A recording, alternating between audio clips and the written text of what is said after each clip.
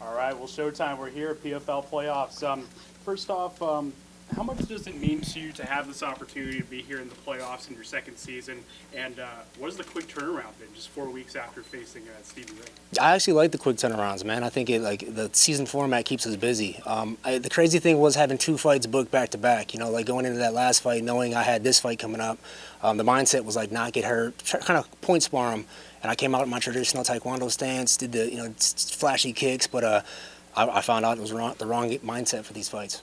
And then in terms of the 4 week turnaround, what are camps like when there's such a quick turnaround like that? Does it change up the flow in camp, or what is that whole experience? The camp actually started in December. You know, I think, I learned last season that you can't just do a 2-month training camp or a 4-week training camp. So I started in December. We kind of knew who was in the division already and like what to expect. A lot of southpaws. So I got some southpaw sparring partners in there with me. Eric Koch, actually, one of my old teammates. He's been living with me for a couple weeks now. It's been a good training camp. Nothing really changes besides the mindset. The last question for me, you and I have talked a lot about the naysayers coming into this season. Anthony Pettis, is he still the same guy? How much does it mean to you to be in this position, and how much does that motivate you to move forward? I like being the underdog, actually. I think in my career I was the underdog a lot. Going into my title fights in the UFC, even WEC, I was the underdog. So I like having my back against the wall. I think in this format, like I said, having them two fights booked back to back, knowing I had a guaranteed playoff spot, it made that last fight just a little cloudy. I've never been in that position before, and I learned from the mistakes. Hey, thank you, Breeze, with the MMA Breeze. Your last fight, obviously it ended in an injury, but when it was over, Stevie Ray, he expressed concerns of you making it to the second bout. Here you are getting ready to fight him in the rematch. How are you feeling overall, health-wise? I feel amazing, man, actually. In that fight, I had a split decision to make. It was like, do I let the rib pop? Because I was in a bad spot. He definitely had me in a good compromised position. I tried to do a back escape, and I didn't clear the body triangle. But the crazy thing is I initiated that takedown. He couldn't take me down in that fight. I was winning the stand-up, and then when I look back at it, it's just kind of frustrating to see that amateur move that I made, initiating a dumb takedown like that. My body's healthy. I'm here. I'm about to be on weight. I feel good, ready to go. Heck yeah, and what do you see going differently in this fight, if anything? Mindset, man. I'm gonna go in here, bite down on my mouthpiece, and look for the finish. Last fight, I usually fight guys in the open stance. He's a southpaw, I go orthodox. I fought him southpaw just because I was trying to point spar him. My taekwondo stance, I was like, let's not get hurt and make it out of this fight. And I just got put in a position that I wasn't expecting. Gotcha. Thank you and good luck. Thanks. Anthony, I'm just curious, out of your long career, how is this your first rematch? This is not my first rematch. I actually fought Ben Henderson twice and Cowboy Cerrone twice. So third rematch, but yeah, first one I lost. So this is my first time losing a fight, then rematching a guy. Yep. And I'm just curious, 2 wins away, do you feel with those 2 wins it's kind of a FU to Dana? No, man. Dana's actually a good friend of mine, man. Dana helped me buy my mom a house, so I'm forever grateful to Dana White. We're still friends. We still talk. I live in Vegas, so I see him all the time, man. So yeah, it's not a FU to Dana at all. It's just more of a legacy for me. And how's Sergio holding up? Yeah, he tore his ACL, so he's about. I think he has to wait till this championship plays out, the tournament for Bellator. So I don't think we'll see him until next year. He's going to Bali for his birthday, so he's living life. Thanks. And Anthony, Miles from Boogie's Basement. About that rematch with Benson Henderson, how it compares to this? How does your mindset change going into an immediate rematch instead of having over a year to prepare? Yeah, I won the first Ben Henderson fight. This one I lost, so the mindset is redemption. Like I said, that fight, it was weird having 2 fights booked back to back. I'd never been in that position where I was like, I'm guaranteed a playoff spot, and I kind of had a gimme fight. Not a gimme fight, but a fight that was didn't really matter for the championship. So I think, my mindset is to finish this guy, go out there and not point spar him, go out there and finish this guy. And what's it like to finally be a promoter yourself and putting on an event in your hometown? Oh, man, it's amazing. I did Florida first just to make sure I had something and I could, because I know Milwaukee would be easy to put a show on in. But now that I'm going to Milwaukee, we sold out already. I'm expecting a great turnout, and the level of talent that I got to put, give them a stage to perform on, it's amazing. Algo Husick was on my Florida card, and he got signed to the PFL. So that's my first guy that came from APFC to a big organization. Anthony, just a follow-up question. Now that you're a fighter, that you're still a fighter, promoter, and having your own management team, do you feel also that you may have get one step out of fighting and go full time as being a promoter? I mean, eventually fighting is going to be over, man. So I mean, I definitely always, I've had businesses for a long time, from sports bars, barbershops to my gyms. But this is more of like a legacy thing that I'm gonna leave on this sport. Like when I was up and coming, I was fighting like Harley Davidson dealerships and sports bars. To get my chance at the big shows.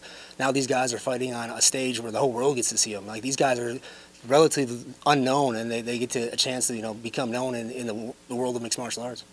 And you talk about when you won the title back in the UFC. You talk about when you were in the bleachers. Now that you are moving on with your career and the things that you want to do for the future, what is the inspiration you want to give to those people coming up as they want to try to get in the game? Man, anything is possible. I mean, even being here right now, like, I've had a long career. I got lucky with a long career, man. I think it's the 17th year fighting professionally, and across a lot of promotions. I've been the champ in most of the promotions I've been in, except for this one. So, anything is possible. Keep dreaming and keep working, and anything's possible.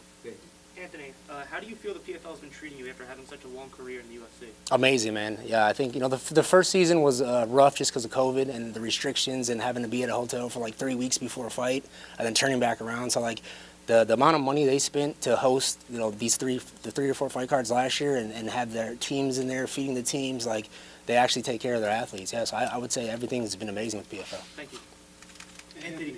I'm sorry, go ahead. You go ahead, man. Go ahead. Eddie from Five Bananas. I just wanted to say, last show was in Orlando. Now you're going to Milwaukee. Do you already have a location for your next APFC? Yeah, we're going to Las Vegas. Awesome. Yep, so we're going to Las Vegas. We're doing West Coast. So I did East Coast, Midwest, and then we're going West Coast. Awesome. And do you still see that you're going to bring people towards PFL and UFC, or all branches? All around? branches, man. I'm just giving these kids the opportunity to shine, because like the local MMA scene's growing crazy. There's so many good promotions out there. LFA is a great one. I mean, there's promotions that are giving these guys a good stage, and I'm just adding to that.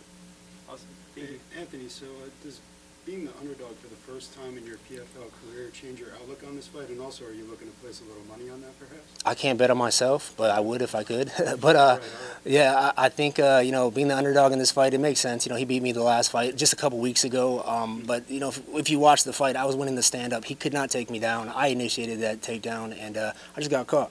Right. So to your point, actually watching that fight live back on the train up here, they were showing the live odds as you're in that body lock. I mean, you were a minus 230 on the live odds. So to your point, I mean, I think you were ahead early. Do you come in with some confidence coming back into this matchup? You made a little mistake mentally, and you're here to finish the Yeah, job this time? for sure. I think, the way I fought him, I mean, I don't fight, like I said, if I fight a guy, it's usually open stance. If they're orthodox, I fight southpaw just because that my kicks are very dangerous. My striking is very dangerous.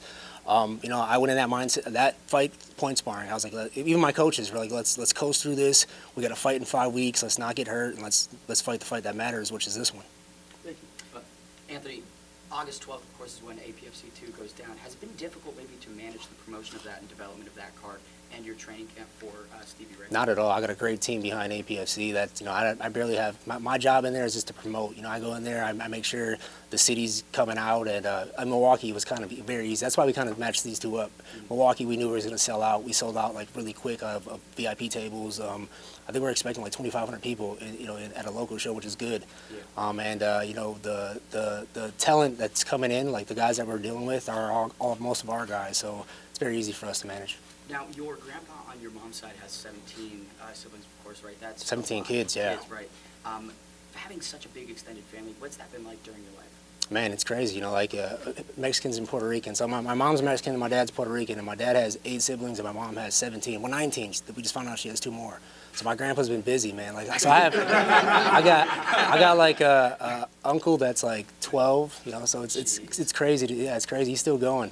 And last for me, Anthony, just reflecting, what do you think your dad would have made of your mixed martial arts career? Man, just watching Danny Garcia fight, him and his pops, the way they are and the way he is in his interviews. My dad was just like that. Puerto Rican dude, very outspoken, good fighter in his own right. So I think that's where me and my brother get our fighting skills from, is my dad.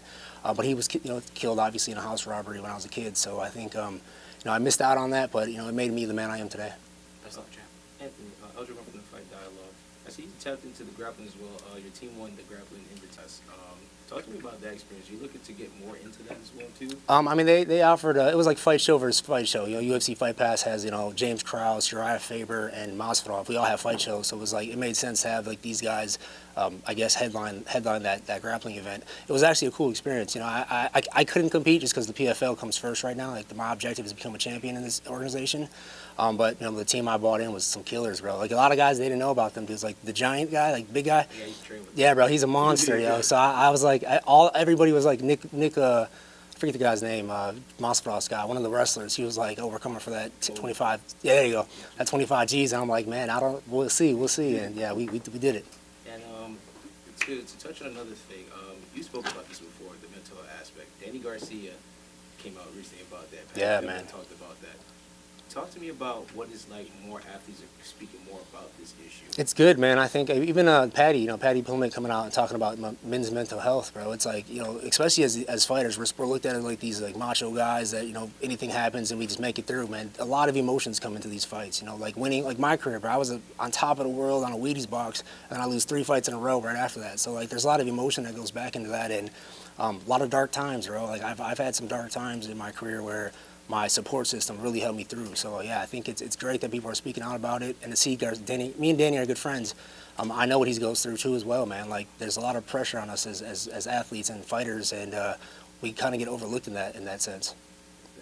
Anthony, you've talked a bit before about how the plan is when this season's over, you want to box. Is that still on your radar? I definitely want to box before I'm done fighting. I'm working with Jorge Capetillo, still big part of my training camps. Seeing him and his little son, bro, Dylan Capetillo, you guys got to look out for that kid. He's going to be a monster, the way he trains. But yeah, I definitely want to box before this is over. Before I hang up the gloves, I will have a boxing match. What did you make of the whole situation this week? There was a fight the next night after you with Jake Paul. It was obviously close enough to your career, having followed that for a year. Your boys, what did you make of that whole situation with the weight and cancellation? And it sucks, man, because these guys actually, you know, Jake Paul is actually training for these fights, you know, and I think, you know, he had a couple opponents drop out on him. I know Nikisa very well. You know, Nikisa's with the guy who's actually the promoter of Jake Paul, well, helping Jake Paul promote. I think it sucks that they lost out. You know, I think a lot of people would have came out for that. I was planning on staying to watch that, but you know, that it's not happening. I'm heading back home. Was there a chance you went, hey, I'll rehydrate after my weight? Could I get up to 170 the next day? And maybe I'll go the next day. Man, I fight at like 178 when I'm rehydrated. Yeah, so yeah, you could have made that for sure, definitely. You mentioned Nikisa as well. Sorry to ask a little bit more, but you mentioned it. Do you think there's a chance, obviously nickname Showtime, he's on Showtime Boxing, maybe you sit down with Nikisa at some point this week and maybe say, hey, how about I get on one of these cards? I just texted Nikisa actually, and I saw a response that he, you know, put out towards, I think Dana White said some stuff about, you know, he couldn't sell enough tickets, and man, I support all these brands, man. Like the more options fighters have, the more opportunities we have, and I like what they're doing. You know, I like what Jake Paul's. You know, he wants fighters to get paid more, and he's, you know, a big advocate of that, and that's only, you know, better for us as fighters. Anthony, you've had a miraculous career as a fighter, accomplished nearly everything. What is there you feel left to do, and then in your promotional career, what would you like to accomplish? Like, what would be the pinnacle of that? Well, I think I was a champ in every organization I fought in, so I definitely need this one, you know, to cement my legacy as one of the lightweight, you know, best there ever was. Promotional wise, I just want to give these guys an opportunity. Like, no lie, like that's why I'm in that side of it. You know, I've seen how these lower level fighters get treated, and the sport's growing where like there's enough money for this to change.